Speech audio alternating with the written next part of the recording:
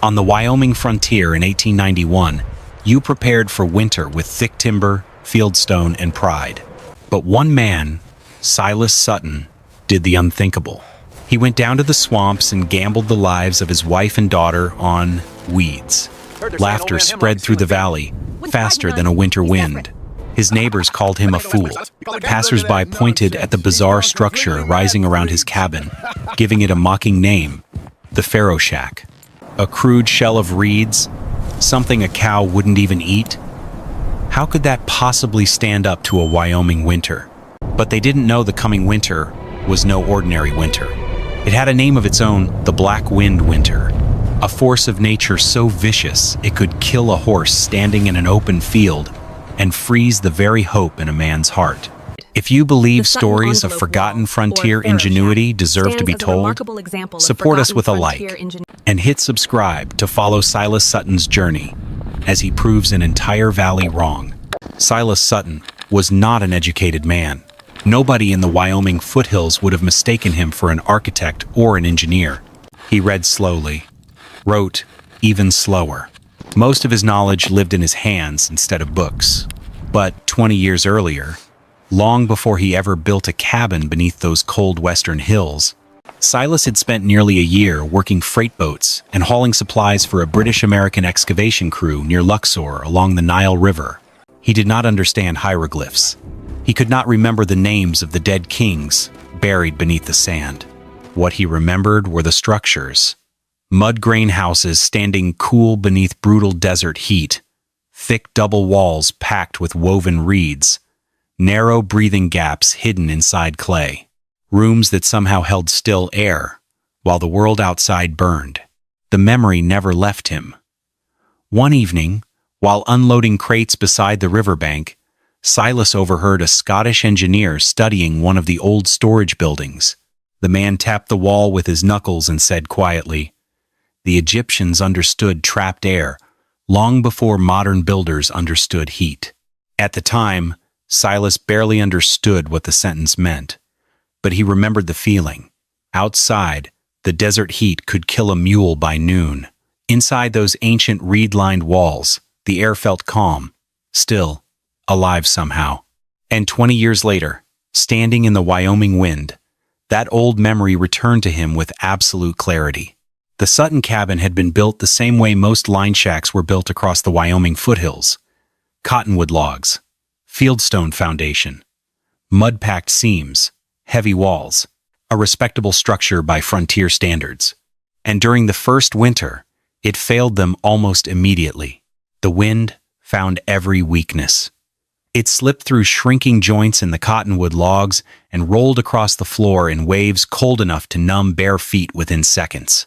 The stone foundation held the night frost long after sunrise. Some mornings, a thin layer of ice formed directly across the floorboards beside the bed. The stove never truly rested. Silas fed it before dawn, again at midday, again before sleep. Still, the cabin rarely climbed above 43 degrees. The cold settled into everything. His wife, Miriam Sutton, kept soup bowls close beside the stove because grease would harden across the surface if they sat too far from the heat. Their 8-year-old daughter, Ruth, began sleeping with a wool scarf tied across her mouth because breathing the air at night made her lungs ache sharply enough to wake her crying. The walls themselves sweated frost. By February, Silas had burned nearly 8 full cords of firewood, and somehow the cabin still felt hungry for heat.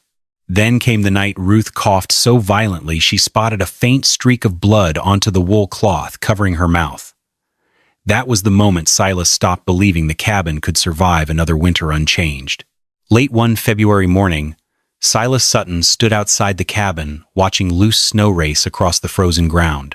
The drifts did not fall gently that day. The Wyoming wind sliced through them sideways, tearing long white streaks across the foothills like sand across stone. And suddenly he understood something that had been hiding in front of him all winter. The problem was not the stove. The problem was movement. The cabin could make heat. It simply could not hold still air long enough to keep that heat alive.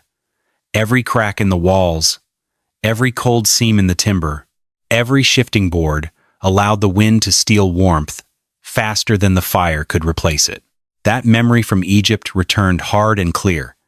The grain houses near Luxor had not stayed cool because their walls were massive. They stayed cool because the walls trapped quiet pockets of air inside layered chambers of mud and reeds. Still air. That was the secret. Heat made is useless if wind keeps stealing it faster than walls can hold it. Silas walked back inside, without speaking. He pulled a scrap plank beside the stove and began sketching with a piece of charcoal. Double walls, suspended reed chambers, breathing cavities between layers. Outside, the wind hammered the cabin again. Inside, for the first time all winter, Silas Sutton believed he could finally see the enemy clearly. For nearly a week, Silas Sutton said very little about the sketches beside the stove. He studied the cabin instead. He measured distances with a strip of cord, pressed his palm against the cold inner walls before sunrise, watched how frost gathered heavier along the north side where the wind struck hardest. By the end of February, the plan had become simple in his mind. He would not rebuild the cabin. He would wrap it. The new outer frame would stand 18 inches away from the original walls. Between the two layers, Silas planned to suspend tightly woven reed chambers designed to trap quiet air instead of allowing wind to move freely through the structure. Rough pine siding would shield the outer layer from snow and rain, while narrow breathing gaps allowed moisture to escape. Not a sealed wall, a living one. One night, Miriam sat beside the stove studying the charcoal drawings, while Ruth slept beneath two blankets nearby. The fire cracked softly between them. Finally, she looked up at her husband and asked, "You really think swamp reeds can stop a Wyoming winter?" Silas kept carving at a wood peg for several seconds before answering, "No." Then he raised his eyes toward the frost, gathering along the window frame. "But trapped air might." Miriam said nothing after that. Outside, the foothill wind scraped across the cabin walls again like a warning. Inside, she quietly accepted that her husband was preparing to gamble their reputation against the winter itself. By early spring, the Sutton family began harvesting cattail reeds from the low marsh country beneath the foothills. It was slow work, wet work. Silas and Miriam stood shin-deep in black water for hours at a time, cutting tall reeds near the base, with short-handled knives, while cold mud pulled at their boots. Wagon after wagon returned to the cabin, loaded with bundles stacked higher than the wheels. To most people, it would have looked like useless swamp grass. To Silas, every stalk mattered. Reeds cut too green would trap moisture and rot inside the walls. Reeds dried too long beneath direct sun became brittle and lost the dense spring structure needed to hold air properly. The material had to cure slowly, not wet, not dead dry, just right. Silas judged the reeds the same way an old carpenter judged timber, by touch, by sound. He lifted bundles beside his ear and listened to the soft papery rustle when the stalks shifted together. He bent individual reeds slowly, testing how much resistance remained inside the fibers before cracking. Sometimes he split one open with his thumbnail and smelled the faint damp scent still trapped in the center. Miriam helped arrange the bundles beneath a long canvas shelter where wind could pass through without direct rain. Nearby, Ruth sat cross-legged tying finished bundles together with hemp cord. The work lasted for weeks. One evening, after watching her father stack another row of drying reeds against the fence line, Ruth looked toward the cabin and quietly asked, "Will this make the walls stop shaking at night?" Silas looked at the old cottonwood cabin for a long moment before answering, "That's the idea." By midsummer, the outer frame had begun to surround the Sutton cabin completely. Long rough-cut posts rose around the original structure, like the skeleton of a second building. Crossbeams stretched overhead. Thick woven reed chambers hung between the framing sections, waiting for siding to cover them later.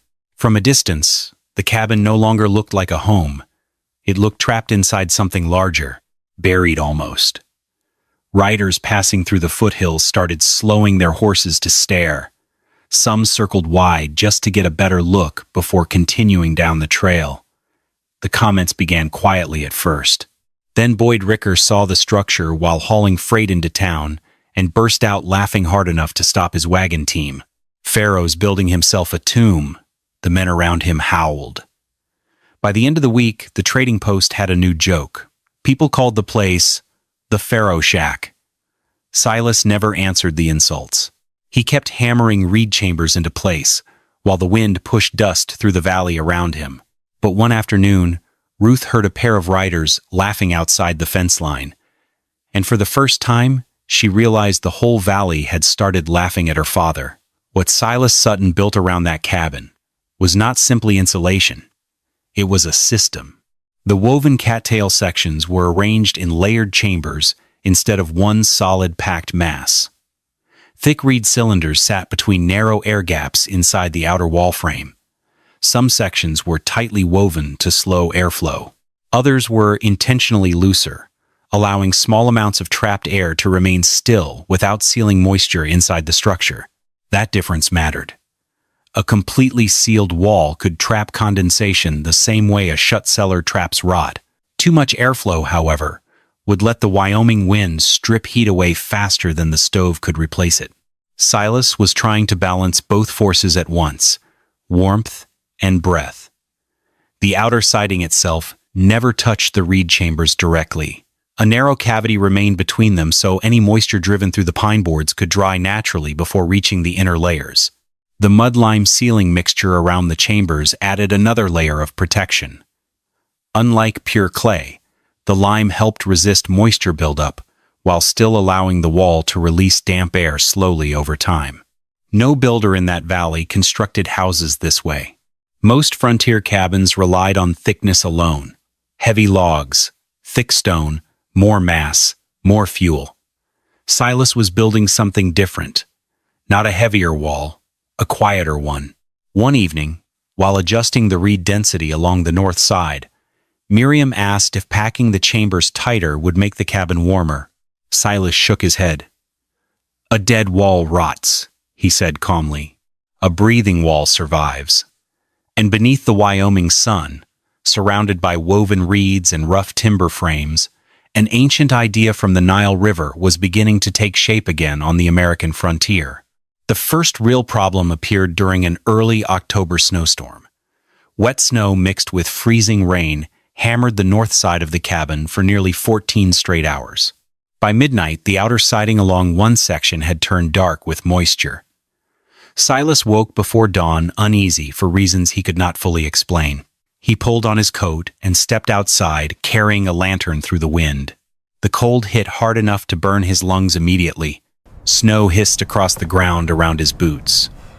Working by lantern light, he pried loose several outer boards from the north wall and reached into the cavity behind the reeds. His expression changed instantly. A thin layer of condensation had formed inside the chamber. Not water, ice, small, fragile, but real. The wall was holding too much trapped moisture along the coldest section of the cabin. The next morning, Warren Pike, the local sawmill owner and the most respected builder in the foothills, stopped by after hearing about the repairs. He studied the open section silently before shaking his head. "I told you," he said.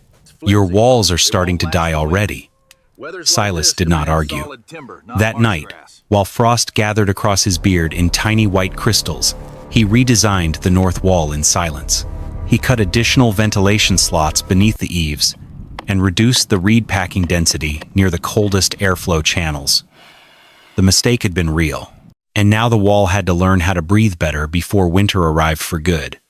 A few days after the storm, Warren Pike returned to the Sutton cabin for what he privately considered a final inspection. The older builder walked slowly around the structure, studying every detail with a hard, professional eye. He pressed his thumb against the mud-lime seams, looked up at the new ventilation slots beneath the eaves, knocked against the reed-packed walls with his knuckles.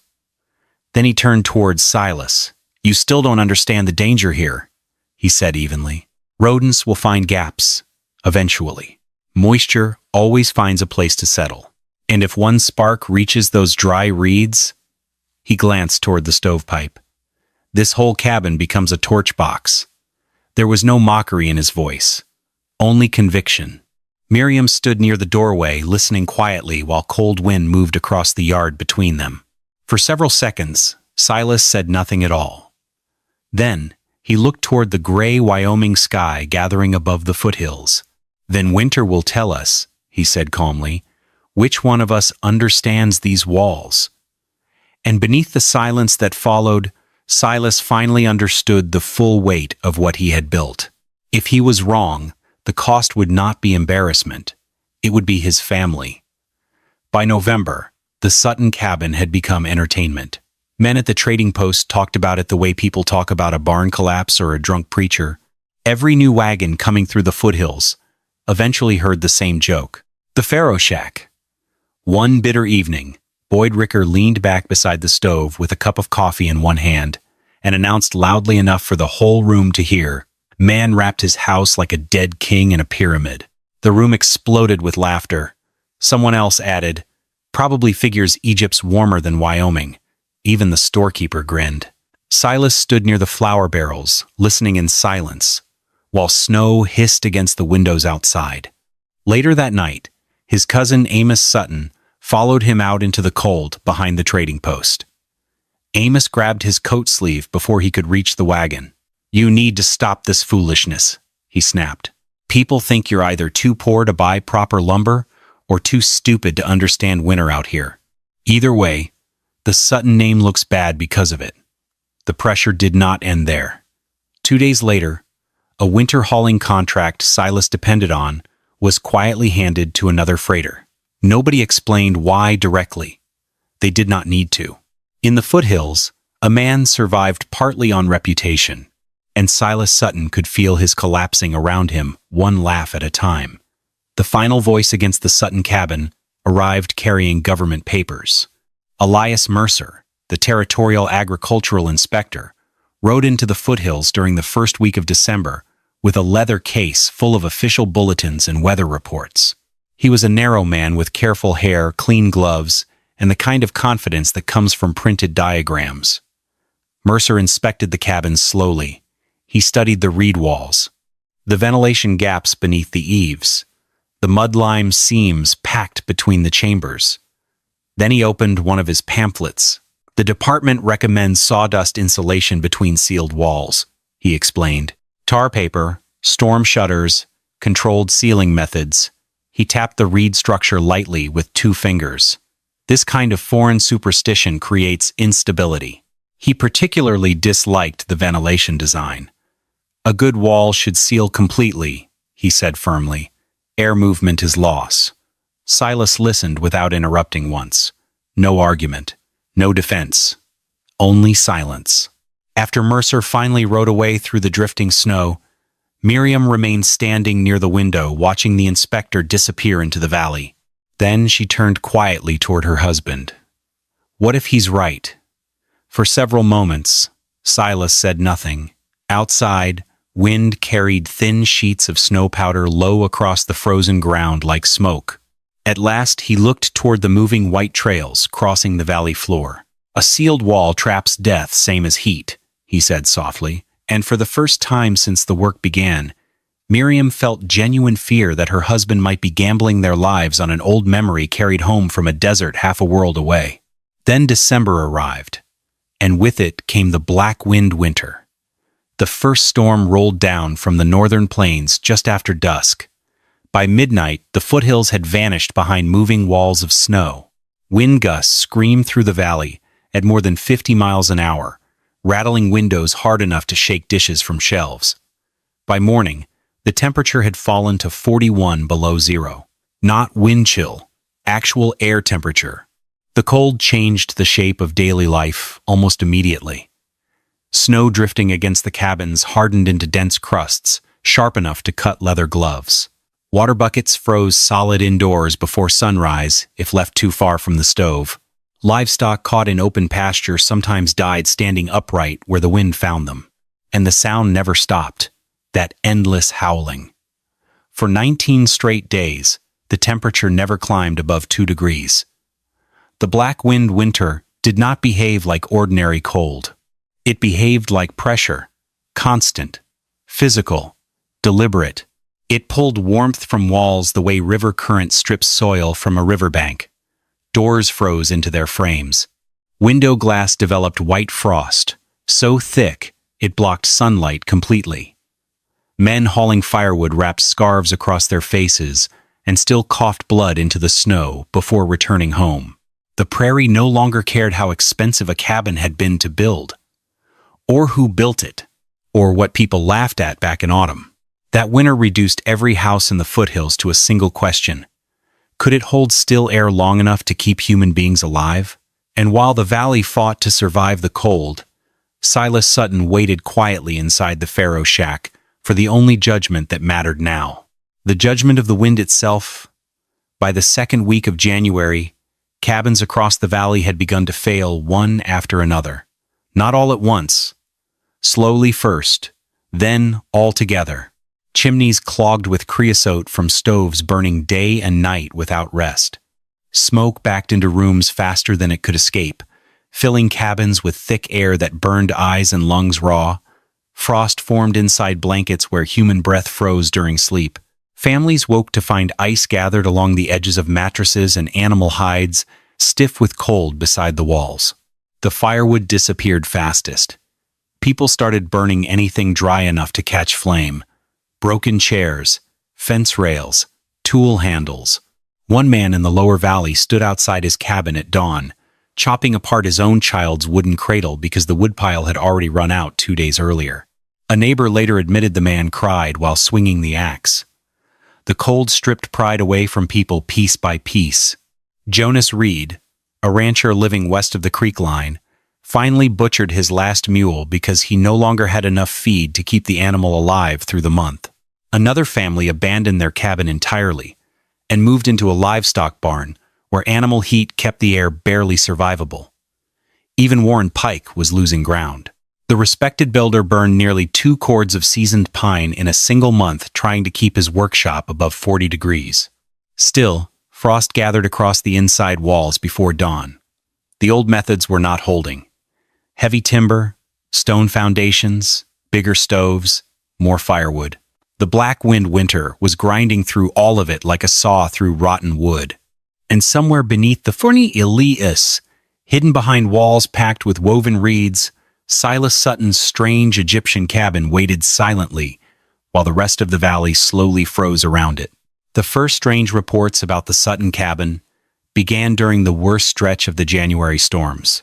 Doc Harlan Reese, the valley physician, was riding through near whiteout conditions after visiting a ranch family east of the creek.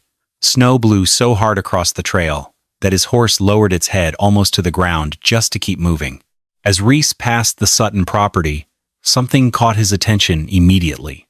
The chimney smoke, or rather, the lack of it. Most cabins in the valley pushed thick black smoke into the air by then. Fires had to be fed constantly just to hold back the cold. But the Sutton cabin released only a thin gray ribbon drifting lazily into the wind. The doctor slowed his horse. Then he noticed something else. Snow across the roof had melted unevenly in narrow strips instead of forming thick ice buildup along the edges. Even stranger, the windows showed almost no frost accumulation around the frames. Reese stared at the cabin for several seconds before finally riding on through the storm. The next morning, Boyd Ricker passed the property hauling freight south toward town. He looked toward the cabin out of habit, expecting the same ugly reed-covered box everyone joked about for months. Instead, he saw Ruth Sutton standing near the window, wearing nothing but a wool dress and stockings. She was not shivering. Boyd slowly pulled his wagon team to a stop. Then he looked down at the thermometer hanging beside the freight seat. 37 below. For the first time all winter, Boyd Ricker said absolutely nothing. And across the valley, the laughter surrounding the Pharaoh shack began to disappear beneath something far more dangerous. Confusion. Warren Pike arrived at the Sutton place just before dusk with a sled stacked high with seasoned pine. He had convinced himself the visit was necessary. By then, he fully expected the reed walls to be wet inside. Rotting, perhaps. Maybe frozen solid. He imagined Silas and his family crowded beside an overfed stove, trying not to freeze inside that strange Egyptian coffin of a cabin. Snow blew hard across the yard as Warren climbed the porch steps and knocked once against the door. The door opened. Warmth rolled out steadily into the night air. Not blazing heat, not desperate heat, gentle warmth. The kind that belonged to another season entirely. Warren stood motionless. Then, without even realizing it, he slowly pulled off one glove because his body could not quite believe what it was feeling. For several seconds, Warren Pike could only stare through the doorway. No frantic stove feeding, no smoke choking the room, no desperate piling of blankets against doors and windows. Inside the cabin, Miriam Sutton stood near the table, shaping cornbread dough with her sleeves rolled calmly above her elbows. Ruth slept in a wooden chair beside the frost-covered window without the wool scarf that had covered her face all winter the year before. The stove itself burned low and quiet, not roaring, not fighting for survival, simply working. Silas stepped aside and handed Warren a steaming tin cup of coffee without saying a word. Warren accepted it slowly, still unable to process the air around him. Then his eyes found the thermometer hanging near the center beam, 68 degrees. Outside, the black wind winter still screamed across the foothills at 41 below zero. 109 degrees of difference. Warren looked back toward the walls, toward the strange reed chambers he had condemned for months. Then he crossed the room almost unconsciously and pressed his bare palm against the interior wall beside the window. His expression changed immediately. The wall was not cold. It was not even cool. It felt neutral, calm, like the inside wall of a summer house untouched by winter. Behind him, the wind slammed against the cabin hard enough to shake snow from the roof. Inside, the Pharaoh shack did not even tremble. Silas Sutton did not celebrate. He did not smile proudly or speak like a man proving someone wrong. Instead, he walked quietly to a shelf beside the stove and returned holding a worn ledger with softened corners and soot stains along the edges. He handed it to Warren Pike without ceremony. Inside were pages of careful records, daily outdoor temperatures, indoor temperatures measured morning and night, firewood consumption, ventilation changes after the October moisture problem, airflow notes near the north wall, even humidity observations written beside weather conditions. Warren sat at the table turning the pages slowly while the steady stove crackled nearby. The numbers became impossible to ignore. Compared to cabins of similar size across the foothills, the Sutton place was burning nearly 70% less firewood while maintaining higher indoor temperatures than any structure Warren had ever seen during a Wyoming winter. Not slightly better, categorically different. Warren stood again and began inspecting the cabin like a man studying a machine that should not function. He checked the wall temperature beside the windows, measured airflow near the ventilation gaps with damp fingertips, studied the dryness of the reed chambers near the outer seams. Everything remained stable, balanced, breathing exactly the way Silas claimed it would. Outside, the black wind winter continued hammering the valley without mercy. Inside, the cabin held still air like a sealed pocket of another climate. At last, Warren removed his gloves completely and stared silently at the reed-lined wall beside the stove. Then he spoke in a low voice stripped of pride. "We built heavy walls for 50 years, he paused, and never understood air. Word of Warren Pike's visit spread through the foothills faster than the storms themselves.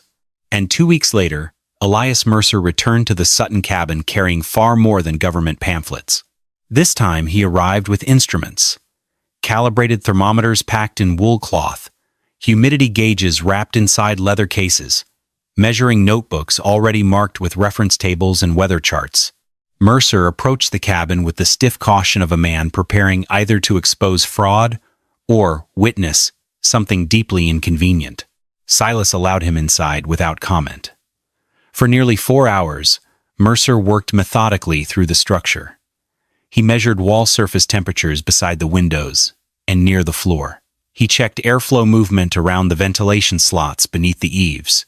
He opened sections of the outer siding and inspected the reed chambers directly for moisture retention. He expected to find damage somewhere. Rot hidden beneath the reeds, condensation trapped inside the cavities, mold beginning to spread behind the mud-lime seams. But none of it was there. The chambers remained dry. The airflow remained balanced. The wall temperatures remained shockingly stable despite the brutal cold outside. Again and again, Mercer repeated the same measurements as if the numbers themselves offended him personally. Yet every instrument confirmed the same impossible conclusion. The Sutton cabin was not surviving the black wind winter through excess heat. It was surviving because the structure controlled moving air better than any cabin Mercer had ever inspected in frontier territory. Science was not disproving the reed walls. It was slowly catching up to them. At last, Mercer closed his notebook very carefully and looked around the quiet cabin once more. The stove burned low. Ruth slept peacefully near the window. The walls breathed softly around them, and for several long seconds, Mercer stood completely silent, like a man who had just encountered something that should not have worked, but undeniably did. The first man to ask for help was Jonas Reed. By late February, his remaining firewood supply had fallen so low that he could no longer afford Pride. He rode to the Sutton place one gray morning with cracked hands, smoke-stained clothes, and exhaustion written across his face. He removed his hat before speaking. "Can you show me how to build part of it?" he asked quietly. Silas did. Together, the two men built a simplified reed wall patch along the north side of the reed cabin, using woven cattail chambers and a narrow breathing cavity beneath rough pine boards. It was smaller than the Sutton system, less refined. But within days, the indoor temperature inside Jonas Reed's cabin rose nearly 14 degrees, while his wood usage dropped close to half. That was enough. By spring, the marshlands beneath the foothills were crowded with families cutting cattails instead of mocking them. Wagons once loaded with jokes now carried bundles of drying reeds across the valley floor. The laughter disappeared almost completely. Even Warren Pike changed. The old builder began offering modified reed envelope systems in new cabin construction throughout the territory. At first, customers called them Egypt walls. Later, Pike started listing the design under a different name, the Sutton envelope wall, and people paid extra for it. The strangest moment came one windy afternoon outside the trading post. Boyd Ricker stood beside Silas watching several men unload reed bundles from a wagon near the creek road. For a long time, Boyd said nothing at all. Then, almost reluctantly, he glanced toward the woven chambers stacked beside the Sutton wagon and asked, "How tight do you weave the reeds?" Silas looked at him for a moment. Then he answered calmly, as if the valley had never laughed in the first place. Years later, long after the black wind winter had passed into frontier memory, a newspaper reporter traveled into the Wyoming foothills to interview Silas Sutton about the cabin. People now called one of the most unusual engineering successes in territorial history. The reporter expected diagrams, grand theories perhaps. Instead, he found an older man repairing fence posts beside the same reed-wrapped cabin with rough, scarred hands, darkened by decades of work. The walls still stood. A section of the original reed chamber had been opened near the back corner years earlier for inspection. The cattails inside remained dry, tight, intact. Time had darkened them slightly, but the structure itself had survived winter after winter without collapsing into rot. The reporter walked slowly around the cabin, taking notes while cold mountain wind rolled down from the foothills. Finally, he looked toward Silas and said, "Some people are calling this revolutionary frontier engineering." Silas rested both hands on the fence rail for a moment before shaking his head. "No," he said quietly, "just old ideas that survived longer than Pride did." That was the truth the black wind winter had revealed to the valley. The storm never cared who people mocked at the trading post. It did not care whose cabin looked respectable, or whose methods appeared foolish. The wind judged everything the same way, by results. And when the cold finally tested every wall across those foothills, the strange Egyptian cabin wrapped in woven reeds outlived the laughter surrounding it. Because the frontier never truly rewarded pride. It rewarded what worked. Outside, Wyoming wind still moved across the grasslands exactly as it had before the Sutton cabin was ever built. And somewhere inside those old breathing walls, quiet air still held warmth against the cold. The wind never apologized. It simply stopped arguing once the walls proved stronger than winter itself. What do you think? Would you have laughed at Silas Sutton for wrapping his cabin in reeds? Or would you have trusted a 3,000-year-old Egyptian idea before the winter proved him right?